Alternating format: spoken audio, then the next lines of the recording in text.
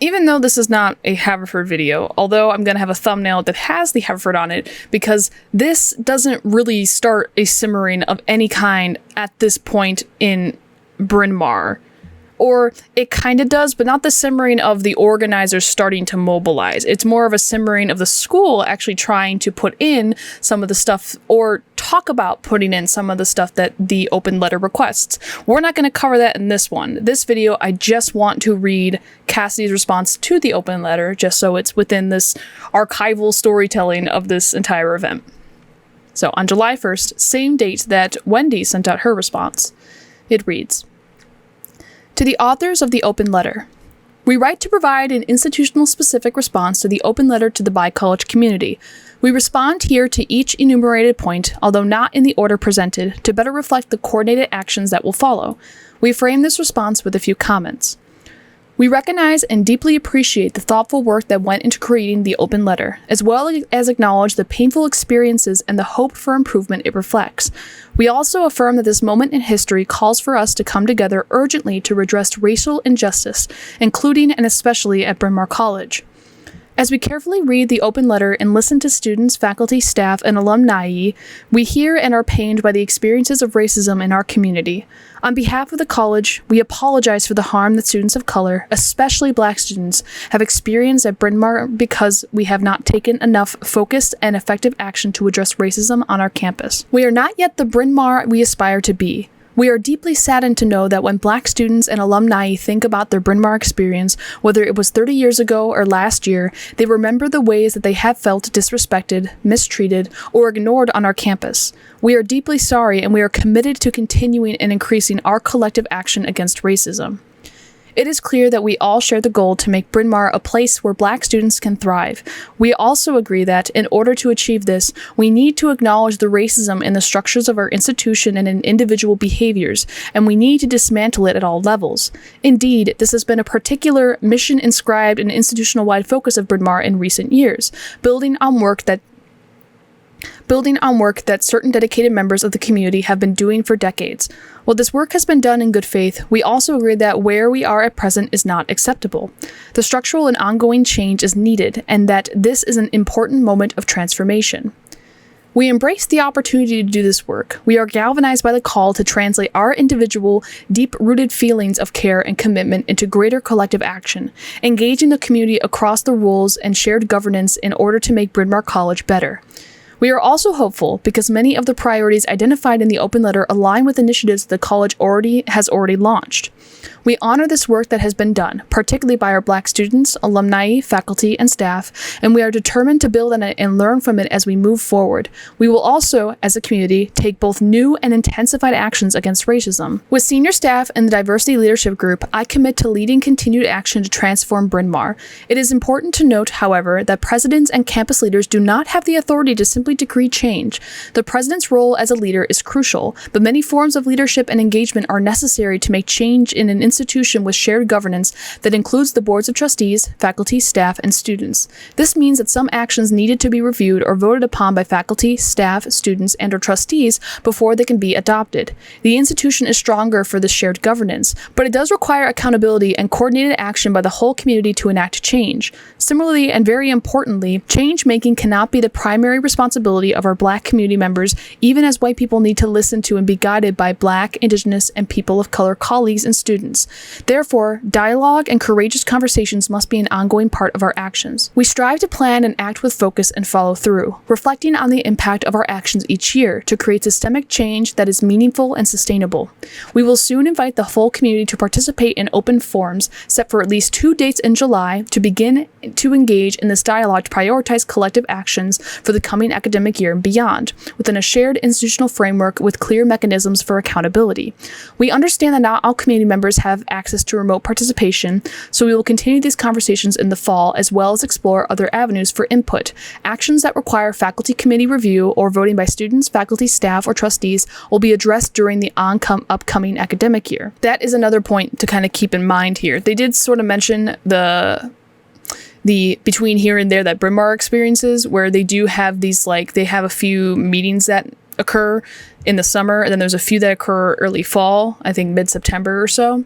And here, they also admit to the fact that a lot of the changes and actions for the demands need input, community input, or faculty input, or board of trustees input, and these types of conversations and meetings and implementations will have to occur in the fall, which is why that deadline in the BICO letter makes sense, because they would have the full fall semester to at least get these conversations going and talked about. And I'm reiterating this point because the points that will be reiterated a lot by the organizers is that the colleges aren't doing anything when they themselves, when they create the strike in the coming episodes, disrupt that entire process of the BICO demands being fulfilled. But I'm getting ahead of myself. I'm going to continue reading. Regarding the open letter's enumerated points, many of the recommendations for changes contained in the open letter fall under the authority of the faculty, particularly changes in curriculum and in academic programs and requirements. These include the recommendations created of the Africana Studies major and a course on Blackness and white privilege. In recent years, the faculty and staff have created more curricular and co-curricular opportunities for learning, such as Thrive lectures on the history of racism at Bryn Mawr and a new 360 cluster centering critical Blackness. In the past, faculty have also discussed the possibility of a required course on racism, but decided to provide educational opportunities across the curriculum and through co-curricular programming. This moment calls for us to revisit this question. Faculty are aware of the open letter, and they will be meeting to discuss a path forward. We stand ready to be partners in this discussion and to support their efforts. We also note the creation of a new experimental course at Harvard College, Belonging and Becoming at Harvard College, and welcome the opportunity to explore a similar course as a possibility for Bryn Mawr. Based on recommendations in a recent external review of Africana Studies, our faculty in Africana Studies are exploring ways to strengthen and expand the core requirements and further define our capstone experience.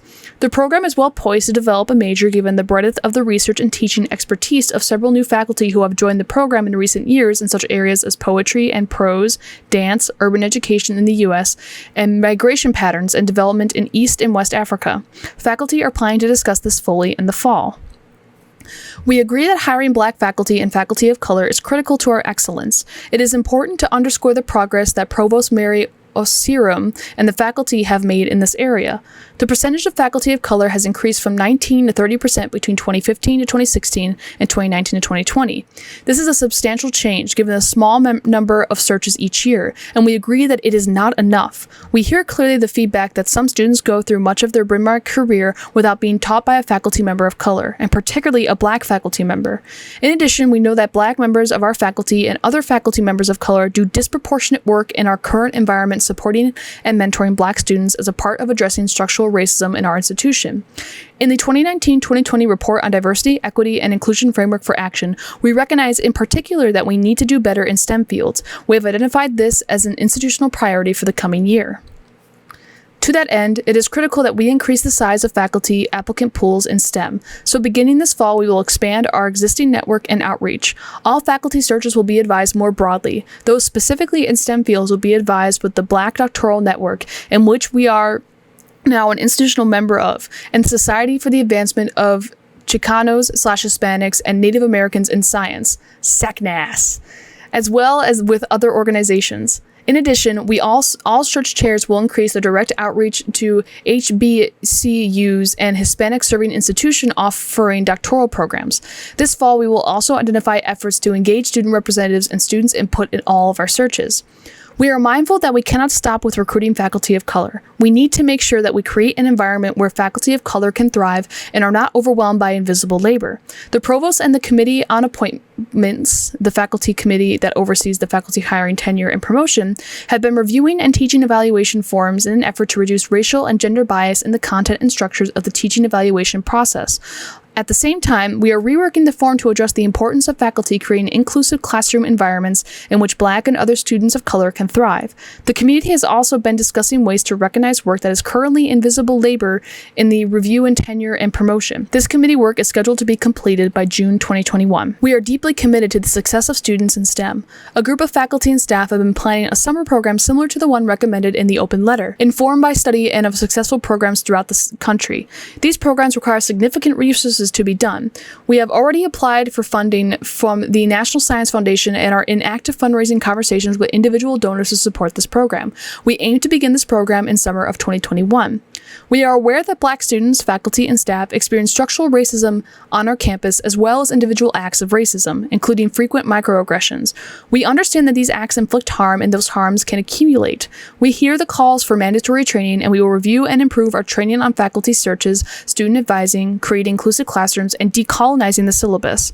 As part of this summer and the Summer Pedagogical Partnership Program, designed to support faculty in considering remote teaching and learning, has evolved to include an explicit focus on anti-racist pedagogy. We have also invested in staff training across multiple departments and programs, and departments have acted on that training to change policies and practices. We are committed to providing resources to extend and deepen that education. We also note that faculty groups are working to create their own plans for faculty accountability. Shared readings, along with reflection on and courageous conversations about the readings, offer a powerful way to learn individually and collectively. The Pensby Center has hosted such gatherings, including reading and discussion groups around white privilege and white supremacy and how we work against these inherited norms.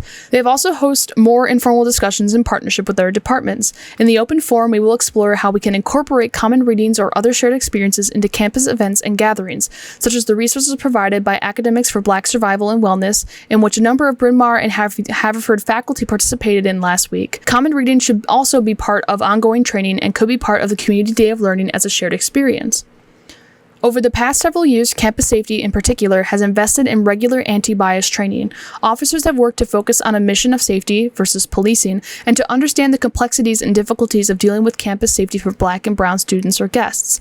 We are committed to continuing this work. Bryn Mawr does not have any formal contact with the Lower Merion Police, and students not generally call on them, but we cannot disband our relationships with them as there are ways in which their services are critical for our safety. For example, in cases of identity theft where a police report is needed or to accompany an ambulance where urgent care is needed.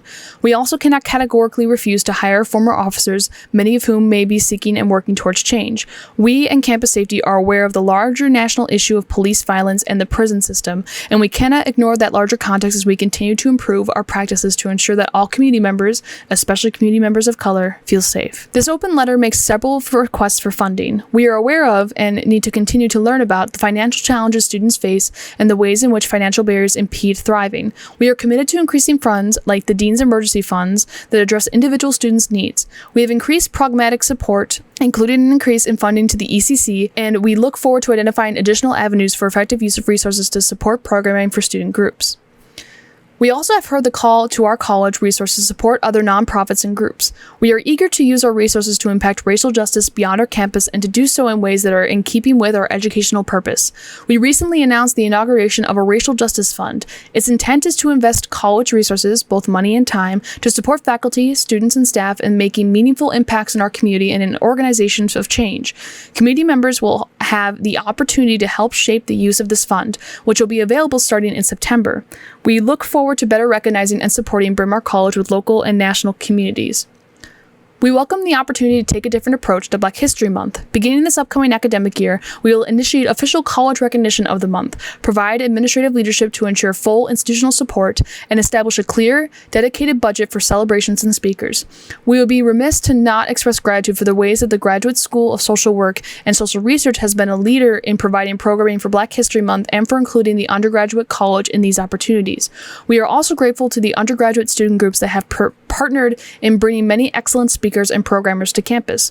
We look forward to continuing these partnerships and infusing these efforts with added resources. We acknowledge the cultural complications built into our African and Indigenous collections in the College's special collections, and we will increase efforts to work with the African art collections respectfully within our educational mission. Over the past 5 years, we have developed a museum studies program whose core courses and exhibitions critically engage with issues of race and cultural property under the direction of Monaquis Scott, an anthropologist widely respected for her work on the collection, histories, treatment, and preservation of African objects in museums. We have also benefited from the expertise of our colleagues in Africana studies and other scholars in African and African diaspora art and working with our African art collection. Whenever I see the word African, I think Africana, and I'm having to correct the pronunciation every time I read that word. Apologies. To continue.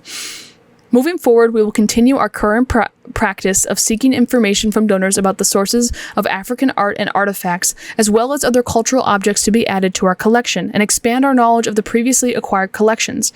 We look forward to collaborating with our colleagues in Africana Studies in further integrating research on African and African diaspora art in our teachings. Bryn Mawr continues to engage in the ongoing work of addressing our institutional history of racism. We know that these efforts are critical to understand the legacy of racism and discrimination on our campus today and to create a sense of belonging for all community members. Several working groups, involving students, faculty, alumni, and staff, have undertaken substantial, thoughtful, difficult, and painful work to call the community to reflect on the racist history of the college, including the legacy of M. Carey Thomas. The college is committed to continuing to follow through on the recommendations of these groups with guidance from the History Advisory Committee, a group of faculty, students, and staff charged with stewarding community recommendations and prioritizing these efforts. In short, there is much to do, and we are determined to do it. All priorities for the coming year will be included in Bryn Mawr College's 2020-2021 Diversity, Equity, Inclusion Framework for Action, our annual accountability to the intergenerational mission of addressing racism and equity. I thought it was equality. Of course, it's not equality, which will be published in the fall after robust consultation and input from the community. With details of institutional accountability and relevant timelines, reports on the outcomes of these efforts will be shared with the full community no later than July 1st, 2021. We will end where we began, by emphasizing the common aspiration we have for Bryn Mawr and a shared commitment to action. We want our collective work to make a meaningful difference in the lives of our Black students and alumni. We know that many members of the community share this vision, and we look forward to the community planning and action that is to come. Sincerely, Kimberly Cassidy, and a bunch of other faculty. The sentence, after robust consultation and input from the community, implies that there would have been work done during the fall semester, which was disturbed 5 weeks earlier than this framework would have been sent out. Little spoiler, this framework gets sent out right before the strike is initiated by the organizers. I believe it's about either between 7 or 9 minutes. I think it's like she sends it at 8:38 or 8:35 p.m. and then the organizers send out their demands at 8:49 or 8:45.